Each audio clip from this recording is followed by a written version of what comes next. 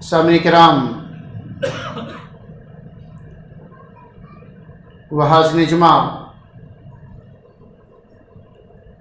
پردہ نشین اسلامی ماں اور بہنوں،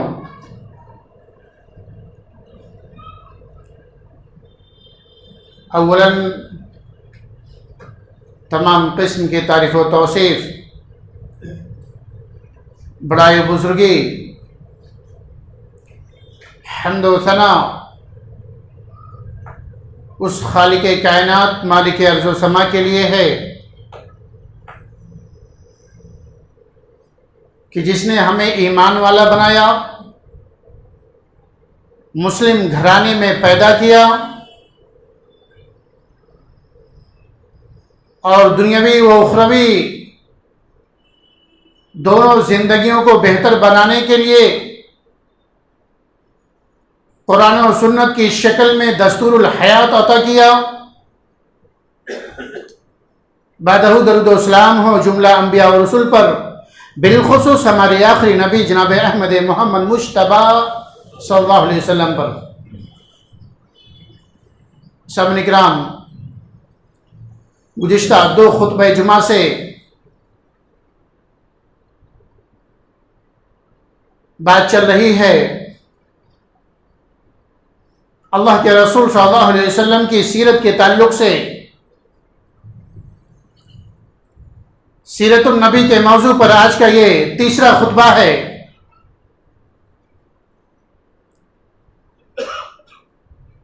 ایک مومن آدمی کے لیے ضروری ہے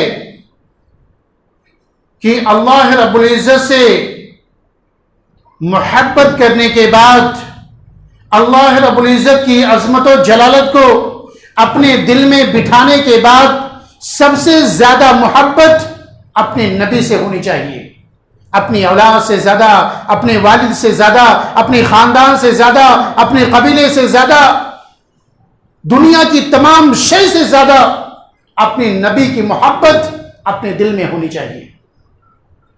اور یہ کیسے ممکن ہے؟ یہ کیسے ہو سکتا ہے؟ اس کے کیا وسائل و ذرائع ہیں؟ وہ کون سے طریقے ہیں جس سے نبی کی محبت ہمارے دلوں میں بیٹھ سکتی ہے؟ ان تمام وسائل و ذرائع میں سے ایک ذریعہ یہ ہے کہ نبی کی سیرت، نبی کے اخلاق و کردار، نبی کی عادت و اطوار، نبی کی پوری زندگی ہماری نگاہوں کے سامنے ہو۔ ان کے اوصاف کیا تھے، ان کے اخلاق و کردار کیا تھے، ان کا خاندانی بیک گراؤنڈ کیا تھا، خاندانی پس منظر کیا تھا، یہ ساری کی ساری چیزیں ہمارے نگاہوں کے سامنے ہونی چاہیے۔ تو اس سے پہلے کے 2 خطبہ جمعہ میں عرب کے کیا حالات تھے، معاشرتی حالت، اقتصادی حالت، سیاسی حالت، کون کون سے اخلاق فاضلہ ان کے تھے، یہ ساری کی ساری چیزیں بیان کی گئی تھی۔ اور آج کے خطبہ جمعہ میں ہم انشاءاللہ اللہ کے رسول صلی اللہ علیہ وسلم کے خاندان کے بارے میں، خاندان نبوت کے بارے میں، آپ کے دادا کے بارے میں، آپ کے پردادا کے بارے میں، آپ کا تعلق کس خاندان سے تھا، کس قبیلے سے تھا، یہ ساری کی ساری چیزیں ہم انشاءاللہ اختصار کے ساتھ جاننے کی کوشش کریں گے۔ چونکہ آدمی کے فطرت میں داخل ہے، آدمی کی یہ فطرت ہے کہ جس سے محبت کرتا ہے اس کے بارے میں سب کچھ جاننے کی کوشش کرتا ہے، اس کے پسند و ناپسند کے بارے میں، اس کے باپ دادا کے بارے میں، اس کے خاندان کے بارے میں سب کچھ جاننے کی کوشش کرتا ہے۔ اسی مقصد کے تحت ہم انشاءاللہ اللہ کے رسول صلی اللہ علیہ وسلم کے خاندان کے بارے میں کچھ چیزیں دیکھنے کی کوشش کریں گے۔ اللہ کے رسول کے قبیلے کا نام کیا تھا؟ قریش۔ قریش کے قبیلے سے تھے۔ اللہ کے رسول نے ایک حدیث میں فرمایا کہ اللہ رب العزت نے بنو اسماعیل میں سے قبیلے کنان کو چنا، قبیلے کنان کو، اور کنان میں سے قریش کو چنا، قریش میں سے بنو ہاشم کو چنا، اور ہاشم میں سے مجھے چنا۔ تو گویا کہ اس سے معلوم ہوا کہ اللہ کے رسول کے قبیلے کا نام قریش تھا۔ اسی طرح اللہ کے رسول کے خانوادے کو، خاندان کو ہاشمی بھی کہتے ہیں۔ ہاشمی، یہ آپ کے پردادا کا لقب ہاشم تھا۔ آپ کے پردادا کا لقب دادا عبد المطلب اور ہاشم یہ آپ کے پردادا ہوئے. آپ کے پردادا کا لقب ہاشم یہ نام نہیں ہے ان کا، نام کچھ اور ابھی بتاتا ہوں میں انشاءاللہ. ہاشم یہ ان کا لقب تھا، انہی کے لقب سے آپ کا خاندان ہاشمی کے نام سے بھی مشہور ہوا. آپ کا سلسلہ نسب کیا ہے؟ آپ کا سلسلہ نسب عدنان تک جاتا ہے، جس کے بارے میں تمام کے تمام سیرت نگاروں کا اتفاق ہے، عدنان تک. اور ایک دوسرا نسب جو اسماعیل تک جاتا ہے، جس کے بارے میں سیرت نگاروں کا بہت سارے لوگوں کا اختلاف ہے. اور تیسرا سلسلہ نسب آپ کا آدم علیہ السلام کے بارے میں تک جاتا ہے، جس کے بارے میں کچھ غلطیاں ہیں اور بہت سارے اختلافات ہیں، تو ان کے پیچھے ہم نہیں جاتے. جس کے بارے میں اتفاق ہے وہ عدنان تک جاتا ہے. محمد بن عبداللہ بن عبد المطلب بن ہاشم بن عبد مناف بن قصی بن کلاب بن مرہ بن کعب، اس طرح سے آپ کا سلسلہ نسب عدنان تک جا کر کے ملتا ہے. اسی طرح آئیے ہم ہاشم کے بارے میں، آپ کے پردادا ہاشم کے بارے میں دیکھتے ہیں. پردادا کو دیکھیں گے تو دادا کے بارے میں بھی پتہ چل جائے گا. آپ کے پردادا ہاشم، ان کے تعلق سے جب بنو عبد مناف اور بنو عبدالدار کے درمیان عہدوں کی تقسیم پر مصالحت ہو گئی. پہلے اختلاف ہوا کہ کس کو کون سا عہدہ ملے، مکہ کو کیسے چلایا جائے، کس کے ذمہ کون سی ذمہ داری رہے گی. ان تمام کے تمام چیزوں پر بٹوارا ہو گیا، کون کیا کام کرے گا، کس قبیلے میں کس قبیلے کے لوگ کیا کام کریں گے، یہ ساری کی ساری چیزوں پر مصالحت ہو گئی.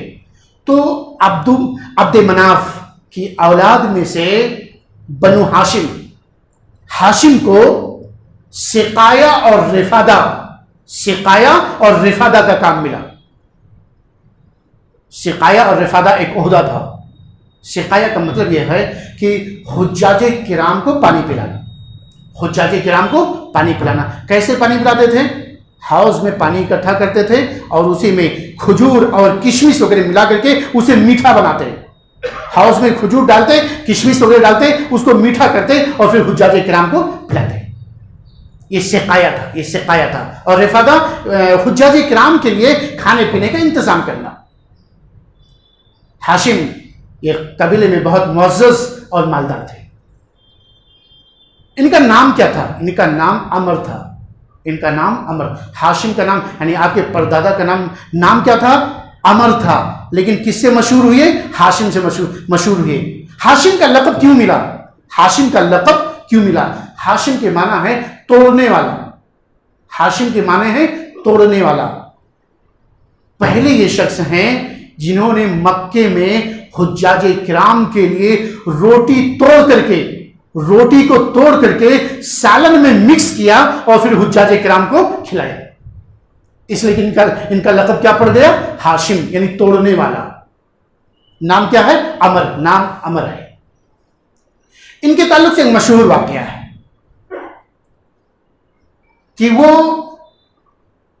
ملک شام میں تجارت کے لیے یعنی مکہ سے ملک شام تجارت کے لیے روانہ ہوئی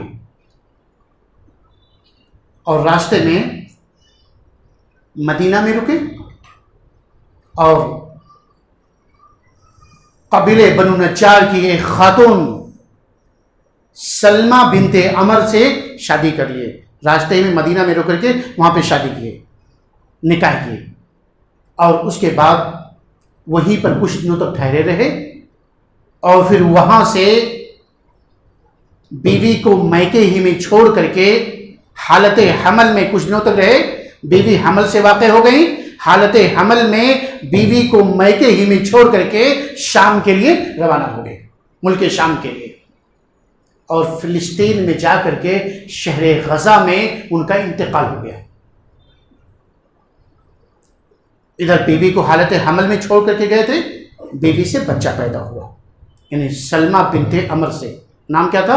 سلمہ بنت عمر سے بچہ پیدا ہوا. بچے کے سر کے بال سفید تھے. اس لیے ماں نے ان کا نام شیبہ رکھا. شیبہ مطلب بوڑھا. جس طرح بوڑھے آدمی کے بال سفید ہو جاتے ہیں اس طرح انہوں نے بچے کا نام شیبہ رکھا اور میکے ہی میں پرورش و پرداخت شروع کر دی۔ ہاشم کا انتقال ہو گیا۔ ہاشم کے انتقال کے بعد ان کا جو عہدہ تھا، ان کا جو منصب تھا، ان کے بھائی مطلب کو مل گیا۔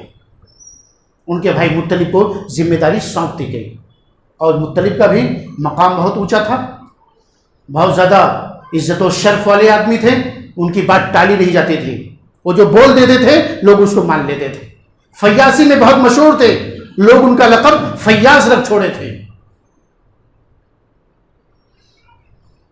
ادھر ہاشم کے بیٹے شیبہ اپنے ننیحال میں پرورش پا رہے ہیں، 10-12، اور خاندان ہاشم میں کسی ایک بھی آدمی کو اس بچے کے بارے میں پتہ نہیں چلا۔ جب وہ شیبہ 10-12 سال کے ہو گئے تب جا کر کے ہاشم کے بھائی مطلب کو اس بیٹے کے بارے میں پتہ چلا۔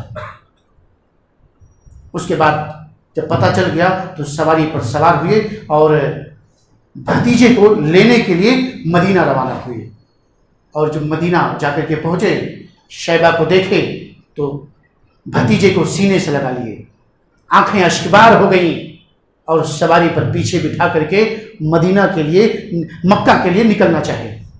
تو شیبہ نے کہا نہیں، میں اپنی ماں کی اجازت کے بغیر نہیں جاؤں گا، ماں سے مجھے پہلے اجازت لینی پڑے گی۔ اس کے بعد مطلب شیبہ کی ماں کے پاس آئے، اجازت طلب کرنے لگے۔ شروع میں ماں نے جانے سے انکار کر دیا، ماں کو منانے لگے، شیبہ کی ماں کو منانے لگے کہ آپ انہیں بھیج دیجئے، یہ اپنے والد کی حکومت اور بیت الحرام کی طرف، اللہ کے مقدس سرزمین کی طرف جا رہے ہیں۔ ماں راضی ہو گئی، بچے کو ساتھ میں بھیج دی۔ اس کے بعد جب مطلب اپنے بھتیجے کو لے کر کے مکہ پہنچے اور مکہ والوں نے دیکھا تو کہا عبد المطلب، یہ عبد المطلب ہیں۔ اس 10-12 سال کے بچے کو کیا کہا؟ عبد المطلب، یعنی مطلب کا غلام، یہ مطلب کے غلام ہیں۔ انہوں نے کہا نہیں، یعنی مطلب نے کہا نہیں، یہ میرا غلام نہیں ہے، یہ میرے بھائی ہاشم کا لڑکا شیبہ ہے۔ اور شیبہ وہیں پر مطلب کے پاس پرورش پانے لگے، انہی کے ساتھ رہنے لگے، جوان ہوئے۔ اس کے بعد مطلب یمن گئے اور مطلب کا وہاں پہ انتقال ہو گیا۔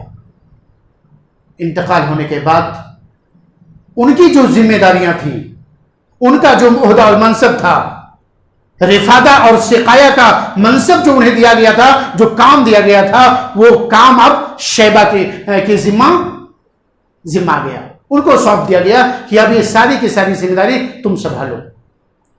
اور اس کے بعد وہ اپنے چچا کے عہدے پر، یعنی مطلب کے عہدے پر فائز ہو گئے۔ اور تعجب کی بات تو یہ ہے کہ عبد المطلب ہی کے نام سے مشہور بھی ہو گئے۔ شروع میں مکہ والوں نے کہا تھا نا کہ عبد المطلب آ گئے، عبد المطلب آ گئے، تو اسی مطلب کے نام سے اس قدر مشہور ہوئے کہ لوگ شیبہ نام بھول گئے، عبد المطلب کے نام سے مشہور ہوئے۔ اور یہ بھی اپنی قوم میں اس قدر شرف و اعزاز حاصل کیے کہ ان کے آبا و اجداد میں سے بھی کوئی اس مقام کو نہیں پہنچ سکا۔ قوم کے لوگوں نے انہیں دل سے چاہا اور ان کی قدر و قیمت کی، ان کی قدر کی۔ اس کے بعد یہ عبد المطلب ہو گئے۔ یہ کون عبد المطلب؟ اللہ کے رسول کے دادا، شیبہ نام تھا۔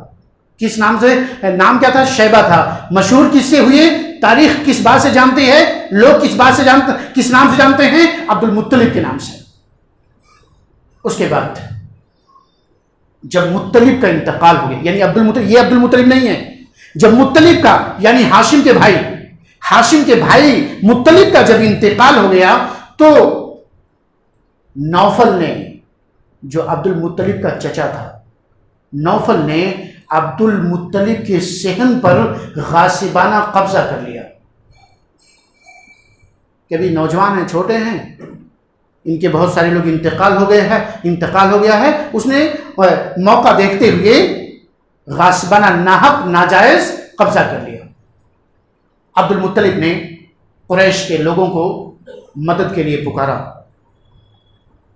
قریش کے لوگ مدد کے لیے آنے سے انکار کر دیا، کہا نہیں، ہم تمہارے مسئلے میں نہیں پڑتے، تمہارا اور چچا اور بھتیجے کا مسئلہ ہے، تم آپس میں دیکھ لو. اس کے بعد انہوں نے اپنے ماموں کو جو مدینے میں تھے انہوں نے اپنے ماموں سے، ان کا نام ابو سعد تھا، ان سے مدد کی درخواست کی. اس کے بعد وہ مدد کے لیے تیار ہو گئے اور کہا ٹھیک ہے میں آتا ہوں. 80 سواروں کی فوج لے کر کے، 80 آدمیوں کی فوج لے کر کے مکہ میں مقام ابتح میں اترے. اور وہاں پر جا کر کے عبد المطلب اپنے ماموں سے ملے اور کہا کہ ماموں جان گھر تشریف لے چلیں.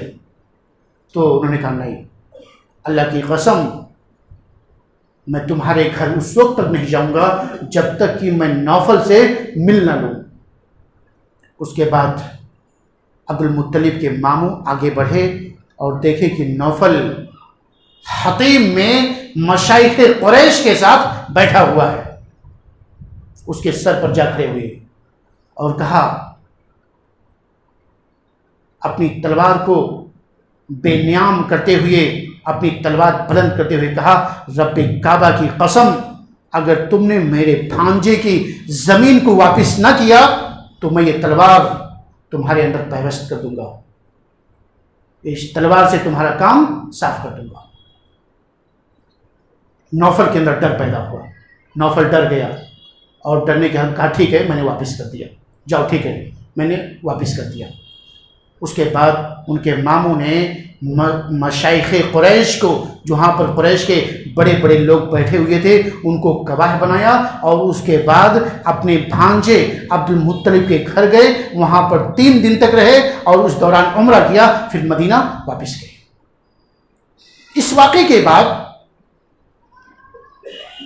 نوفل نے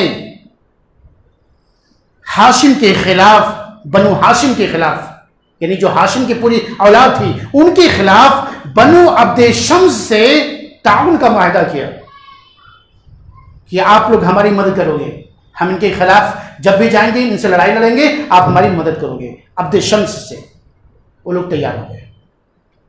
اور اس کے بعد جب قبیلے بنو نجار جو عبد المطلب کا ننھیال تھا، وہاں کے لوگوں کو پتہ چلا،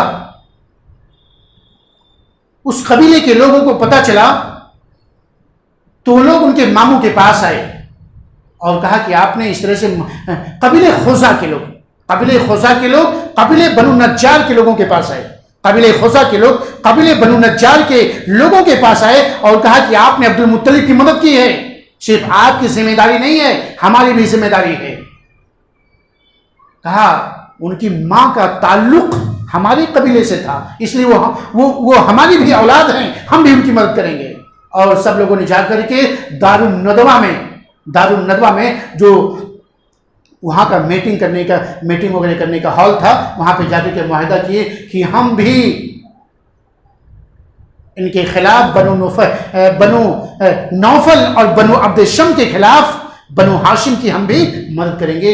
اور یہی عہد و پیمان ہوا کہ اسلامی دور میں جب اسلامی دور آیا تو فتح مکہ کا سبب بنا. اسی عہد و پیمان کی وجہ سے یہی بنیاد بنا فتح مکہ کا. وہ انشاءاللہ سلسلہ آگے آئے گا، ہم انشاءاللہ بتائیں گے.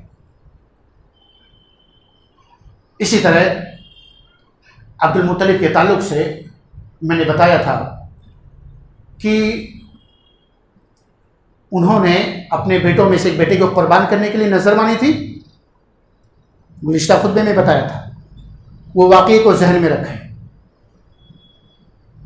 اس کے بعد 100 اونٹ کی قربانی کی، کاہنہ کے ذریعے سے پتا چلا 100 اونٹ قربانی کی عبداللہ کے بدلے. یہ واقعہ پوری انسانیت کے لیے، پورے جزیرے عرب کے لیے خیر و برکت کا ذریعہ ثابت ہوا۔ کیسے؟ اسی وقت سے خون بہا کی قیمت 100 اونٹ کر دی گئی کہ اگر کوئی آدمی کسی کو قتل کر دیتا ہے تو بدلے میں قتل کیا جائے گا، اور اگر اس کے ورثہ اسے چھوڑ دیتے ہیں، دیت لیتے ہیں، بدلے میں کچھ لیتے ہیں، تو 100 اونٹ دینا پڑے گا۔ واردات قتل میں کمی واقع ہو گئی، واردات قتل میں کمی واقع ہوئی، اور اسلام نے بھی اس کو باقی رکھا، اسلام نے بھی اسے باقی رکھا کہ 100 اونٹ بدلے میں، قتل کے بدلے 100 اونٹ، یعنی دیت اگر کوئی آدمی معاف کر دیتا ہے تو بدلے میں اسے اتنا دیے جائیں گے۔ اب جب عبداللہ قربانی کی زد سے بچ گئے تو ان کے باپ عبد المطلب کو شادی کی فکر ہوئی، عبداللہ کی شادی کی فکر ہوئی، اور امام ابن کثیر نے اور کئی لوگوں نے کئی حوالوں سے لکھا ہے کہ عبداللہ سے شادی، بہت ہی حسین و جمیل تھے، عبداللہ سے شادی کرنے کے لیے عرب کی بہت ساری عورتیں خواہش مند تھیں، بہت ساری عورتیں پیغام نکاح دیتی تھیں، اور اس کے بعد اس میں سے ایک عورت ورقہ بن نوفل کی بہن رقیہ بنت نوفل نے پیغام دیا، فاطمہ نامی ایک کاہنہ نے پیغام دیا، اور اس نے اظہار محبت بھی کر دیا، اعلان محبت بھی کر دیا، اور عبداللہ کا دل متوجہ کرنے کے لیے 100 اونٹ کا نذرانہ بھی پیش کرنا چاہا کہ آپ 100 اونٹ لے لیجئے اور شادی کر لیجئے۔ اس کے بعد عبداللہ نے 2 بہت عمدہ اشعار کہے، اس کے جواب میں، فاطمہ کاہنہ کے جواب میں 2 بہت عمدہ اشعار کہے، جس سے ان کے خاندانی پس منظر اور ان کی شرافت و نجابت کا اعلان ہوتا، یعنی وہ کتنے شریف لوگ تھے۔ انہوں نے کہا کہ فعل حرام کے ارتکاب سے مر جانا اچھا ہے، حرام چیز کے ارتکاب کرنے سے مر جانا اچھا ہے، میں حلال کو پسند کرتا ہوں، میں حلال کو پسند کرتا ہوں جس کے لیے اعلان ضروری ہے، تو مجھے بہکاتی ہو اور پھسلاتی ہو، مگر شریف آدمی کے لیے لازم ہے کہ اپنی عزت اور اپنے دین کی حفاظت کرے۔ کتنا بہتر جواب انہوں نے دیا۔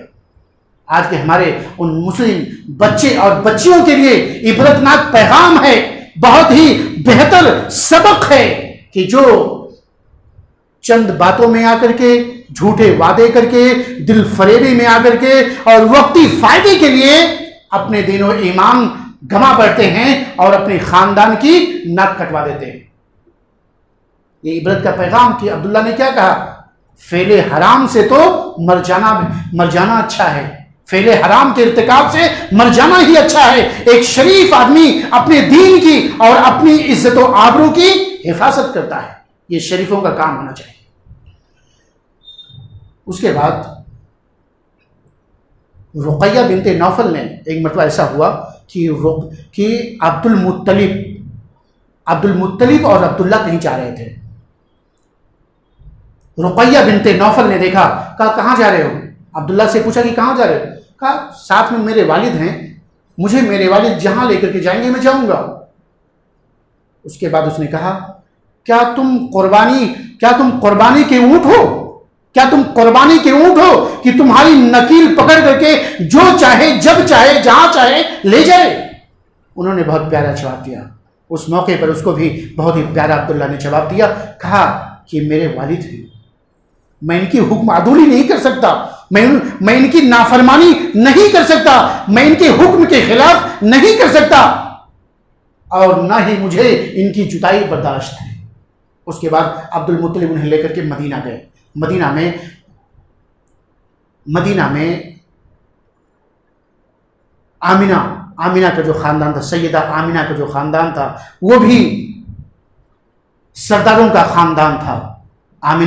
سیدہ آمینہ جو اللہ کے رسول کی ماں ہیں، ان کا بھی خاندان سرداروں کا خاندان تھا، اور بنو اسماعیل سے ان کا بھی تعلق تھا۔ عبد المطلب گئے، شادی کا پیغام دیا، کہا کہ آپ اپنی بیٹی آمینہ سے میرے بیٹے عبداللہ کا نکاح کرا دیجیے۔ سیدہ آمینہ کے والد تیار ہو گئے، چونکہ یہ دونوں کا خاندان ایک ہی تھا، خوش دلی کے ساتھ انہوں نے یہ رشتہ منظور کر لیا۔ اس کے بعد نکاح ہو گئی، شادی ہو گیا، اور عرب کا میں اختصار کے ساتھ سمیٹ رہا تھا کہ انشاء آنے والے خطبہ جمعہ میں آپ صلی اللہ علیہ وسلم کی ولادت سے شروع کیا جائے اور یہ خاندانی پس منظر یہیں پہ ختم ہو جائے۔ اس کے بعد عرب کا دستور تھا کہ شادی کے بعد دولہا سسرال میں 3 دن تک قیام کرتا ہے، 3 دن تک۔ اسی دستور کے مطابق وہ اپنے سسرال میں 3 دن تک رہے، 3 دن میں رہ کر کے پھر مکہ چلے آئے۔ اس وقت ان کی عمر 25 سال تھی، یعنی عبداللہ کی عمر 25 سال تھی، اور نکاح کے پہلے ہی ہفتے میں سیدہ آمنہ امانت نور نبوت بن گئی۔ سیدہ آمنہ پہلے ہی ہفتے میں امانت نور نبوت بن گئی، یعنی وہ حمل سے واقع ہو گئی، وہ حمل سے ہو گئی، اور اس کے بعد ان کو خواب آنے لگے کہ اے آمنہ، یہ تمہارے پیٹ میں جو بچہ پل رہا ہے یہ کوئی معمولی بچہ نہیں ہے۔ سید ہذہ الامہ، مورخ تاریخ نگاروں نے یہ جملہ لکھا ہے، یہ جو تمہارے پیٹ میں بچہ پل رہا ہے یہ کوئی معمولی بچہ نہیں ہے، یہ کوئی معمولی لڑکا نہیں ہے، بلکہ سید ہذہ الامہ، اس امت کا سردار ہے، اس امت کا سردار ہے۔ اور جب بچے کی پیدائش ہو جائے، اعیذہ بالواحد من شر کل حاسد، اور جب بچہ پیدا ہو جائے تو اسے ہر شر کی، ہر حاسد کے شر سے اللہ کی پناہ میں دے دینا، ہر حاسد کے شر سے اللہ کی پناہ میں دے دینا، اور اس کا نام محمد رکھنا۔ یہ وحی کے ذریعے، یہ خواب کے ذریعے سے بتلا دیا گیا تھا۔ اور اس کے بعد وہ سمجھ گئی کہ میرا بیٹا کوئی معمولی بیٹا نہیں ہے، اس کا مقام و مرتبہ بلند ہونے والا ہے۔ اس کے بعد عبداللہ مکہ سے شام کے لیے تجارت کے لیے نکلے اور واپسی پر مدینہ میں ٹھہرے، وہیں پر بیمار ہوئے اور انتقال کر گئے۔ اور اس کے بعد انتقال کی خبر مکے کو پہنچائی گئی۔ مکہ سے عبد المطلب بھی اپنے بیٹے کی خبر کی تصدیق کے لیے اپنے بڑے بیٹے حارث کو بھیجا۔ جب خبر کی تصدیق ہو گئی، عبداللہ بہت ہی ہر دل عزیز تھے، پورے خاندان کو سخت صدمہ لاحق ہوا، سب خاندان والے بے چین ہو گئے، اور آمنہ نے بڑا ہی درد بھرا مرثیہ کہا کہ افا جانب البتہ من ابن ہاشمی، افا جانب البتہ من ابن ہاشمی، کہ آج ہاشم کی، آج بتہا کی سرزمین ہاشم کے صاحبزادے سے خالی ہو گئی، آج بتہا کی سرزمین ہاشم کے صاحبزادے سے خالی ہو گئی۔ اور اس کے بعد کہتی ہیں دعتہ المنایا دعوتا فاجابہا، اسے موت نے ایک پکار لگائی، اور اس نے موت کی دعوت پر لبیک کہا، اور موت نے اس جیسا شریف انسان کسی کو نہیں چھوڑا، یعنی موت انہیں بھی لے گئی، شریف زادوں میں سے انہیں بھی لے گئی۔ اس طرح سے لمبا مرثیہ ہے، انہوں نے بہت ہی درد انگیز مرثیہ کہا۔ اس طرح سے عبداللہ اپنے ترکے میں 5 اونٹ چھوڑے، بکریوں کا ایک ریوڑ چھوڑے، اور ایک لونڈی چھوڑے جن کا نام ام ایمن تھا۔ ام ایمن اللہ کے رسول صلی اللہ علیہ وسلم کے بارے میں کہتے تھے کہ یہ میری ماں کے بعد یہ میری ماں ہے، میری والدہ کے بعد یہ میری ماں ہے۔ اس طرح سے آپ کا خاندانی پس منظر ہے۔ اب انشاءاللہ آنے والے خطبہ جمعہ میں آپ کی ولادت سے لے کر کے ولادت کے بعد والی زندگی کو انشاءاللہ شروع کیا جائے گا۔